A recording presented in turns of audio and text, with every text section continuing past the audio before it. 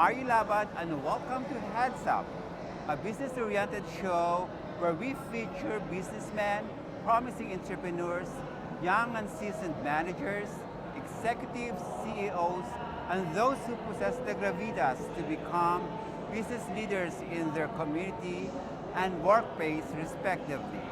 This is your chance to learn and get some tips and encouragement on how to start or manage a business and be an impactful business leader in the future.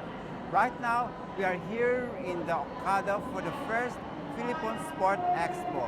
And with me is the man behind this meaningful event, especially among athletes, sports enthusiasts, and other stakeholders supporting the sports in our country. And the man I'm talking about is the man behind Tourismo, the organizer of the first Philippine Sports Expo, Mr. Michael Herrera. Hi, sir. Okay, welcome to Heads Up, and thank you for your time to be with us tonight. Hi, sir. First and foremost, congratulations for organizing this event, the very first Philippine Sports Expo, and a milestone in the sports industry. How are you feeling right now, sir, with the outcome of the first day of your event? Yeah, we're happy about the turnout of the outcome of the event. A lot of people came. According to our registration, it's about 5,000 already today. Wow. We have a lot of VIP in the morning. We did a successful opening of the event. So we're really happy about what's is happening right now. Okay. What inspired you to mount or organize this event? Well, way back 2015 to 2016, we did the first Sports Fitness Expo. And coming from an events management company who does marathons or runs or fun runs, corporate Mostly events. sports events. Not just sports events, but corporate events, Okay. golf tournaments, fun runs, charity events. We saw, I saw that there is a specific niche of market that doesn't have an expo or exhibition in the country or conference. That is the Philippine Sports Expo. So, how will this event help the sports industry in our country? Like what other expo is actually doing. As you know, we have Worldbex, we have WAPEX, we have Philconstruct, we have Real Estate Expo. We have a lot of expo, catering to different industries. But we don't have for the Philippine sports, specific for Philippine sports. So these industries or these expos are helping their community or industry through a lot of ways, by conducting this type of exhibition or conference. One thing is you can have synergy, you can have more partnership, you can learn from industry leaders. If you're an SME, you connect with the distributors and importers. If you're an enthusiast, you learn from the community. So there's a lot of things that you can learn from this event or doing a MICE conference or exhibition. After mentioning all those stakeholders and participants, how long was the preparation? How long was the preparation? Yes. Man, that was, I think this, about 5 years? 5 No. years? More than 5 years. Really? Yeah, more than 5 years. Was this a vision of yours long time ago? Yeah, actually Okay. it was long planned. Originally, this was presented to Senator and former basketball legend Jaworski. Jaworski. Uh, What happened? So we had this discussion that I told him there's a lot of expo in the country, Okay. but there's no specific expo for the Philippine sports. But according to him, what he did is he said to me, Mike, it's a good idea, but you have to talk to stakeholders first. Yes. Validate. Yes. And then when you are done validating, then let's talk again and maybe engage more stakeholders and possible collaborators. Uh-huh. So from 2016, around November, we started communicating or talking to stakeholders. Okay. 2017 to 2018. Okay. So a lot of things have happened. Okay. And then 2019, we decided to, Prior pandemic. yeah, prior pandemic, to do the event, Mm-hmm. but it should be 1.5 year preparation. Oh. The actual preparation. Yeah, the actual preparation. So almost 18 months, or for 18 months, Mhm. you need to prepare for the expo. Okay. Because if you're looking for local and international delegation or participation, 6 months or 1 year is very short. Okay. So you need 18 months. Were you able to attain that kind of vision? Yeah, we did. We talked to Decathlon, we talked to Nike, we talked to Adidas prior to pandemic. Suppliers, you mean with suppliers? Yeah, prior to pandemic. Uh-huh. But so we planned to book the event noong October 2020 in SMX, but it didn't happen because of the pandemic. How did you convince the sports commission to participate? Well, you know, if your intentions is really clear, and you are building an industry or a platform Mm-hmm. where the athletes Mm-hmm. and the stakeholders can meet, no, can benefit from the event. Uh-huh.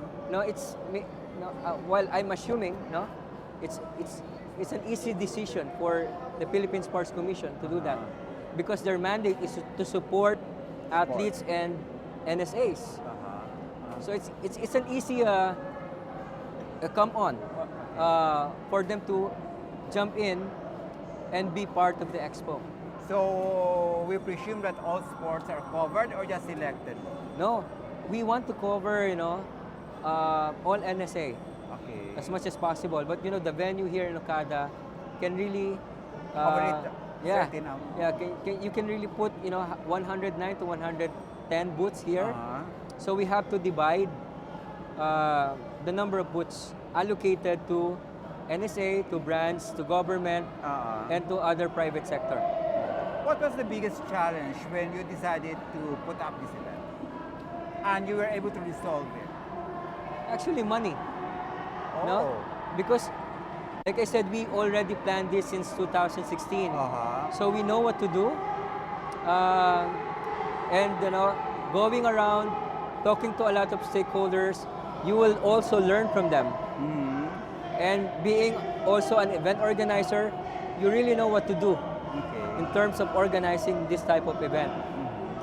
And so, you know, first is actually the money, because you need to reserve the venue. Okay. You need to mobilize people, your operations, your marketing budgets. So it's really actually, you know, more of the money rather than the operation for me. Uh-huh. People. Now for the people, you know, the thing with Philippine sports or with sports is already embedded in our system. It's not like, you know, a foreign thing coming in and then you need to understand, you need to study, you know, as early as, you know, age 7, 6, or maybe around 5, you are already educated about sports. Uh-huh. So no, all people, no, from young to senior, knows about sports. No, we just, you know, we just change sports activity as we grow older. But people really know and appreciate sports.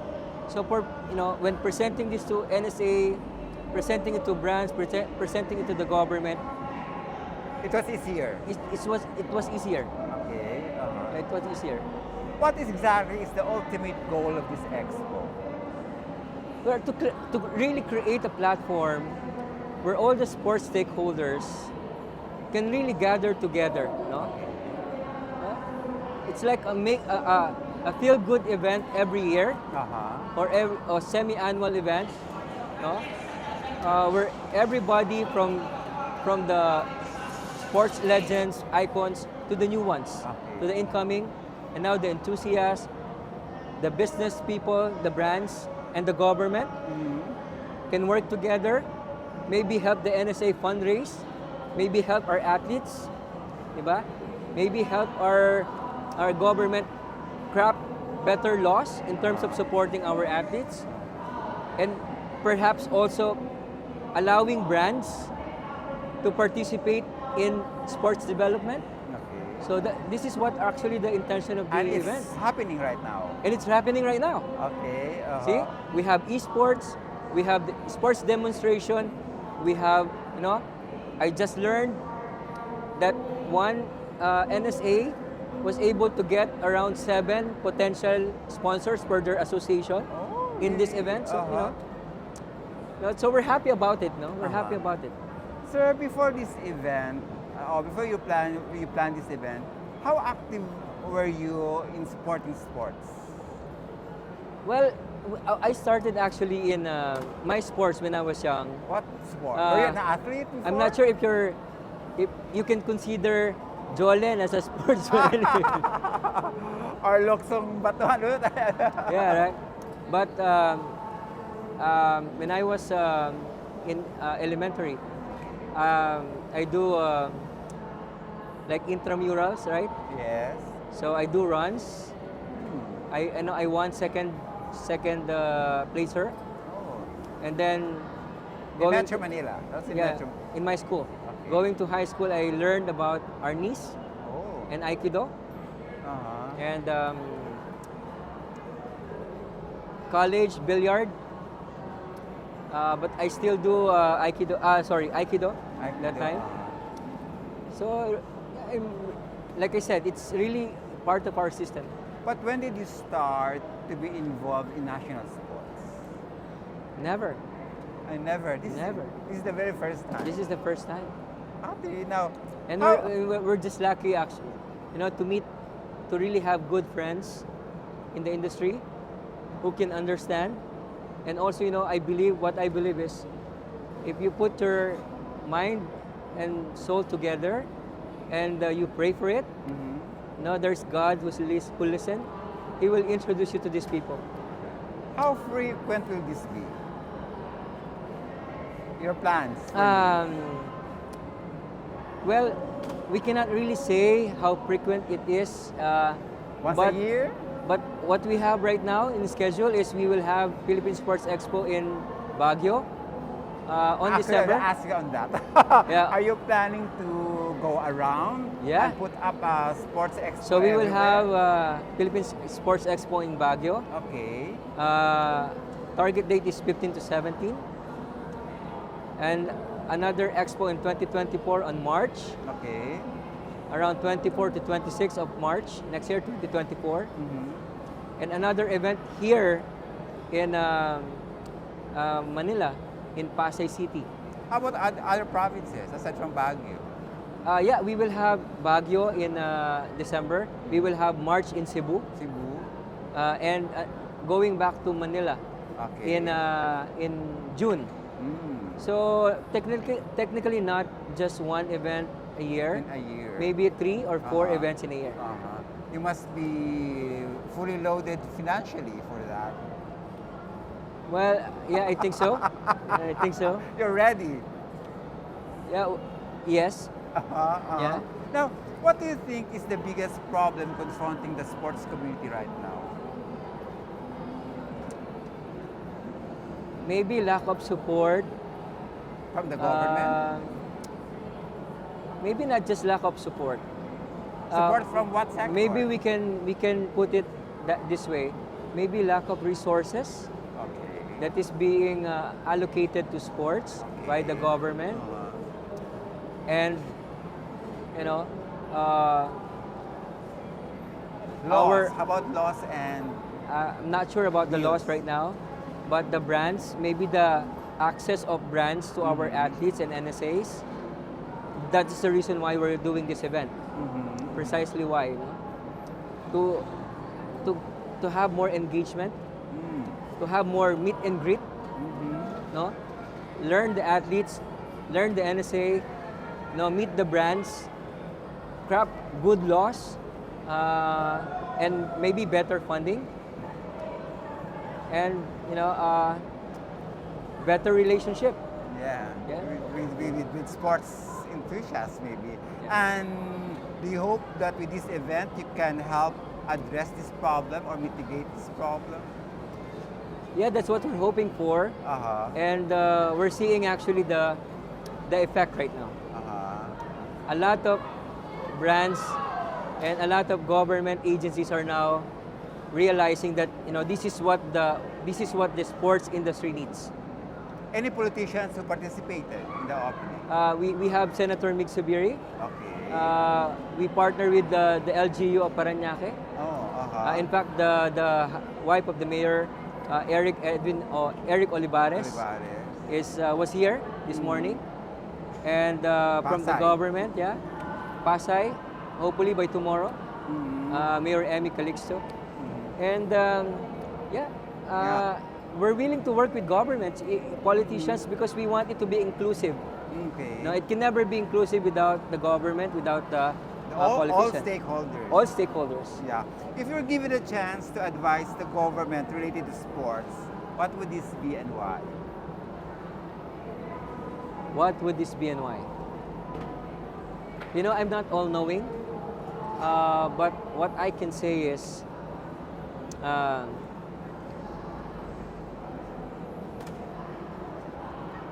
to implement the laws.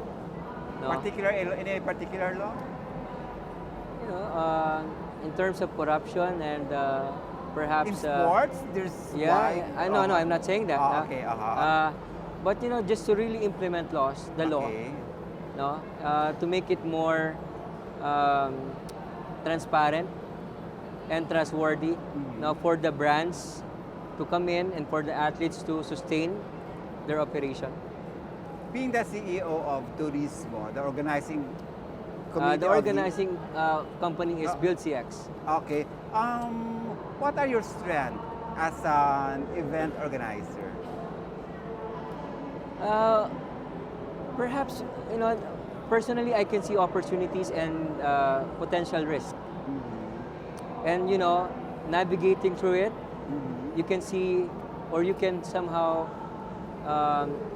understand and foresee what's the possible outputs of what you're doing. So, you know, I'm a visionary. I plan, you know, and I do planning and risk mitigation. So somehow I learned those, you know, I think it's God gift, and thank God for it. Is this your big event since the pandemic hit the country? Yes. Oh. Yes, this is the biggest event actually that I've done actually so far. This is the biggest event that I've done so far. Do you think that live events, the industry has recovered from pandemic? Yeah. In fact, actually, we're still feeling the pandemic effect. Yeah. A lot of brands cannot really spend that much because, you know, they are all recuperating, trying to recover the losses from the previous years. No?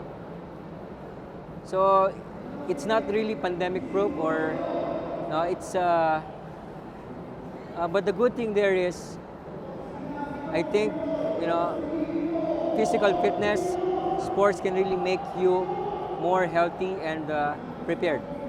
What are other big plans from Tourismo in the coming months? What are the big plans? We have, you know, a concert called Wanderlust, and another event coming on for different industries. But you know, for Philippine Sports Expo, if this will really, you know, have this traction as we're feeling right now, and what we're getting right now, we will be busy with, you know, a bigger Philippine Sports Expo on December, February, March, and June next year. What advice can you give someone who plans to venture into live events?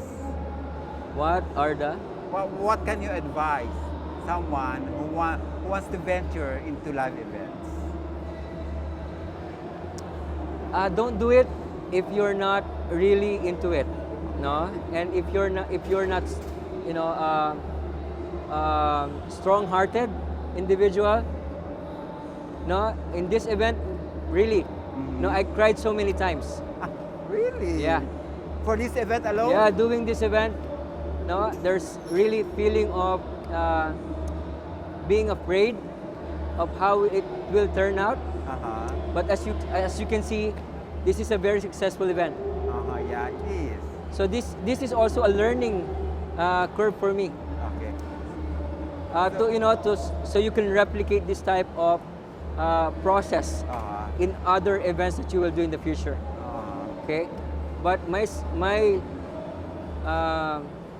suggestion or my recommendation, if you're not into it, don't do it, because you'll be it's either you'll make it Or you or, fail. or you fail and burn. Uh-huh. No?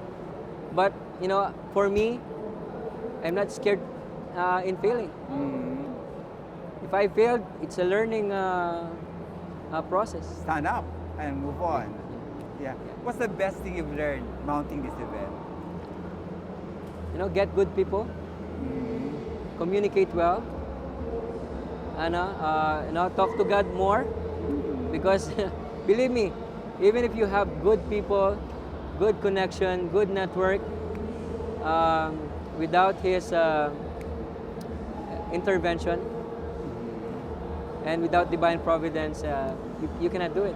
Yeah. Now, maybe at this point, do you have any message to our viewers, particularly sports enthusiasts? My message is let's all support the sports industry. Learn to collaborate, learn to cooperate, and be more active in terms of making yourself better, healthy, and prepared. No? On that note, thank you very much for your time and good luck to your future endeavors. Thank you very much. Thank you, sir. Thank you very much. At this point, we would like to thank some generous friends. To Mr. Eugene Yap, of the General Manager of Bayview Park Hotel, Manila, and to Miss Vernie Galang, the Sales and Marketing Director, and to her assistant, Shannon Sornes, and to Olga and Fritzy of Nines Astilla Salon, who has 3 branches in Metro Manila. And of course, a good friend of mine, Arthur Catibog, who is based in Italy. Thank you very much for your support.